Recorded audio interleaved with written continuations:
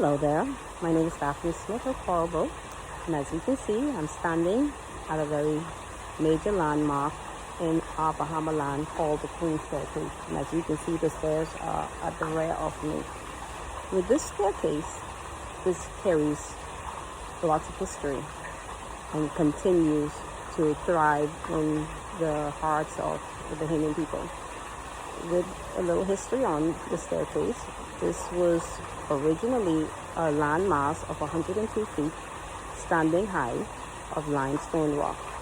With this limestone rock, and because persons who traveled from one part of Nassau to the other, this was a problem, so they came together and decided on carving out this stairway here as a thoroughway from Fort Fincastle to Nassau, Bahamas, where in Nassau is where the city of the island lay, where everything goes on from nightclubs to shopping and trading and everything.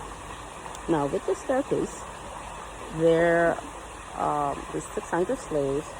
The way they carved this out, this bare minimum, they had only chisel and axe, or perhaps pole or whatever form of labor they could have found to help them dig this out. This took about 16 years to complete. With the 16 years, the 600 slaves, they did their best in doing this out, carving out this slave or this doorway. Now what they did with the stone from here, they actually took the stone, which are the limestones, and they now took it to another area, which is another major landmark here, that is called the Fort Fincastle. With the Fort Fincastle, this is where they have the cannons posted, and it was there for the purpose of war, for pirates. Back in the 1700s, 1800s, they had piracy going on, and so we know the pirates would steal and plunder anything that they possibly could. And so what they did, they created the fort. And so the limestones that they chiseled out from this particular area were now used to build the other fort, Fort Fincastle. Now back to this Queen Staircase. With this Queen Staircase, as you can see, there are many steps. It's a total of 66 steps that was carved out. And this was able to create thoroughway from Fort Fincastle into Nassau.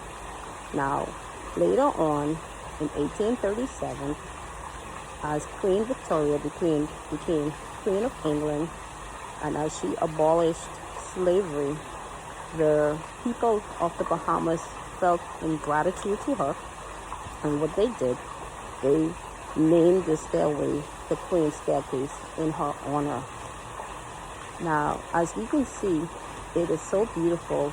Today we now use this landmark for a few different reasons.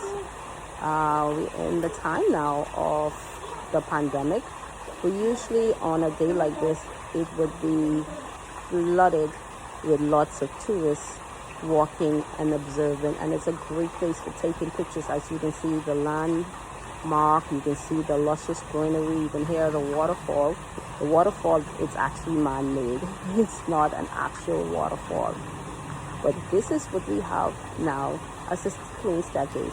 And as you can see behind me, a lot of the residents use this as a place where they can come and they can work out and they can be able to exercise, or they just come and they hang out with their families and be able to recreate in a cool, very cool area. Because like I said, the hill originally was 102 feet, so if even on a hot day, this can be a very cool place to really be, because of the limestone that I guess acts as an agent of blocking the heat. But this is the history of our Queen Staircase. I at times would be able to use it as well for exercising, but this is a very beautiful place, as you can see.